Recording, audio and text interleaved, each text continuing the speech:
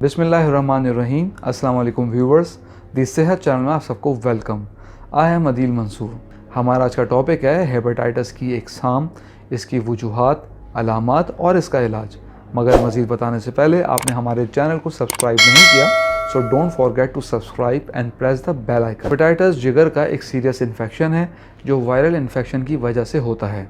इस वायरस की कई इकसाम हैं, जबकि हेपेटाइटिस ए जिगर में सोजिश का सबब बनता है, जिससे हमारे जिगर के काम करने की सलाहियत मुतासर होती है। लेकिन इसकी मुमकिन वजूहात में अद्वियात के साइड इफ़ेक्ट्स या उनके ज़्यादा इस्तेमाल की वजह से कोई प्रॉब्लम, टॉक्सिन्स का जिस्म में बढ़ जाना, अल्कोहल का इस्तेमाल, गैर मियारी ग़िज़ा और ऑटो इम्यून प्रॉब्लम्स हैं। इसी तरह हमारे जिगर में एक फ्लूइड होता है जिसको बाइल बोलते हैं। इसकी प्रोडक्शन हमारे हाजमे के लिए ज़रूरी है। ये हमारे जिस्म से टॉक्सिन्स को फ़िल्टर करता है, कार्बोहाइड्रेट, फैट्स और प्रोटीन को ब्रेक करता है, एंजाइम्स को एक्टिव करता है जो जिस्म के अफ़ाल के लिए ज़रूरी है। व्यूअर्स, बहुत से लोगों को पता नहीं चल पाता कि उनको इनिशियली हेपेटाइटिस है। इसकी 5 मुख्तलिफ इकसाम हैं, जिनमें ए, बी, सी, डी और ई शामिल है। हर किस्म के हेपेटाइटिस के लिए मुख्तलिफ किस्म के वायरसेस ज़िम्मेदार होते हैं।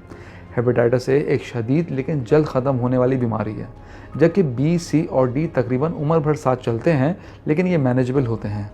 हेपेटाइटिस तवील होने के साथ ख़तरनाक भी हो जाता है और प्रेग्नेंट ख़वातीन में इसके ख़तरनाक होने के चांसेस ज़्यादा होते हैं। आइए मुख्तलिफ़ किस्म के हेपेटाइटिस पर बात करने के अलावा इनकी अलामात, वजूहात और इनके डायग्नोसिस पर बात करते हैं। सबसे पहले हेपेटाइटिस ए, इसे HAV इन्फेक्शन भी कहा जाता है। इस किस्म का हेपेटाइटिस ज़्यादातर इस बीमारी से मुतासर शख्स के साथ हाथ मिलाने या इसके साथ खाने पीने, आलूदा खाने और पानी की वजह से भी हो सकता है। हेपेटाइटिस बी ये HBV के इन्फेक्शन की वजह से होता है। इसके मुंतकिल होने की वजूहात में जिस्मानी रतूबतें जैसे खून, वेजाइनल सिक्रीशन और स्पर्म शामिल हैं। इस किस्म का हेपेटाइटिस ज़्यादातर इंजेक्शन, मुतासरा शख्स के ब्लेड का इस्तेमाल करने और जिनसी ताल्लुकात की वजह से होता है। इसका इलाज कॉम्प्लिकेटेड है। ये डायबिटीज़ जैसी बीमारी है जिसमें परहेज़ और इलाज उम्र भर साथ चलता है, मगर ये मैनेजेबल है। इस बीमारी के लिए ओरल मेडिसिन मौजूद हैं। कुछ माह के इलाज से इसे मुस्तकिल ख़त्म किया जा सकता है। शुरू में इसका इलाज काफ़ी एक्सपेंसिव होता था, लेकिन अब वक्त के साथ ये अब अफोर्डेबल हो चुका है। हेपेटाइटिस डी ये सबसे ज़्यादा सीरियस लिवर बीमारी है जो HDV वायरस की वजह से होती है। ये बराह रास्त खून से फैलता है। ये हेपेटाइटिस की एक नायाब किस्म है जो बहुत कम लोगों को मुतासर करती है। ये सिर्फ हेपेटाइटिस बी से मिलकर होता है, इसके बगैर नहीं हो सकता। हेपेटाइटिस ई ये पानी से पैदा होने वाली बीमारी है जो HEV वायरस की वजह से होती है।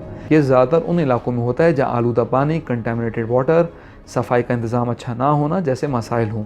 व्यूअर्स, हम बात करते हैं कि हेपेटाइटिस के पेशेंट्स को क्या प्रिकॉशंस यानी एहतियात करनी चाहिए। हेपेटाइटिस जैसे मर्ज से बचने के लिए क्या एहतियात ज़रूरी है?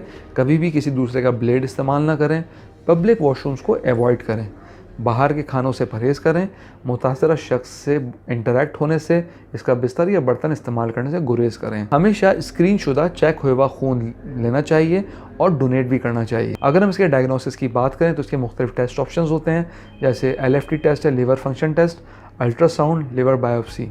व्यूअर्स, एलोपैथिक के अलावा होम्योपैथिक में बहुत अच्छे इसके ट्रीटमेंट ऑप्शंस अवेलेबल हैं। हम आपसे कुछ मेडिसिन डिस्कस करेंगे, लेकिन हमेशा यही कहेंगे हमेशा डॉक्टर के मशवरे से मेडिसिन लीजिए। सबसे पहले जो मेन मेडिसिन हम उनकी बात करेंगे, च्यूनंथस क्यू, इसके 10 से 15 कतरे दिन में 3 बार दिए जाते हैं। चैलिडोनियम क्यू, इसका भी यही तरीक़ाकार है। कार्डुअस मैरियानस क्यू 10 से 15 कतरे दिन में 3 बार। कालमैक एंडोग्राफिस क्यू में बहुत इंपॉर्टेंट मेडिसिन है। इसके अलावा नेट्रम फॉस 12x अगर साथ में पेट के प्रॉब्लम्स हो। करिका पपाया बहुत अच्छी मेडिसिन है, लेकिन प्रेगनेंसी में नहीं देनी चाहिए क्योंकि ये पपीते से बनती है। और चाइना 30 में ये भी इंपॉर्टेंट मेडिसिन है। अगर हम रेडी कॉम्प्लेक्सेस की बात करें तो कैंट का हीपा कैंट सिरप बहुत अच्छा रिजल्ट है। कैंट का लिवर एक्स सिरप, इसका भी रिजल्ट बहुत अच्छा है। ये भी हेपेटाइटिस और जिगर के अमराज से मरीजों को दिया जा सकता है। मगर व्यूअर्स, फिर आपको रिमाइंड कराऊंगा, हमेशा सेल्फ डायग्नोसिस ना कीजिए, डॉक्टर्स के मशवरे से दवाई लेनी चाहिए। व्यूअर्स, मैं आपको बताता चलूँ, अगर आप मॉलेज मैगजीन कराची के मेंबर बनना चाहते हैं तो दिए गए व्हाट्सएप नंबर पर अपना नाम और शहर का नाम लिख के व्हाट्सएप कीजिए और हर महीने मॉलेज मैगजीन अपने मोबाइल पे पढ़िए। कमेंट बॉक्स में अपना फीडबैक ज़रूर दीजिएगा। अगली वीडियो तक के लिए अल्लाह हाफिज़। सेहतमंद ज़िंदगी और आला लाइफ स्टाइल के लिए दी सेहत चैनल को सब्सक्राइब कीजिए और बेल आइकन पर भी क्लिक कर दीजिए।